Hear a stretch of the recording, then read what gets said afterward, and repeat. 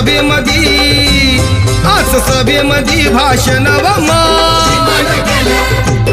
मग कुणी नाही केलं भलं व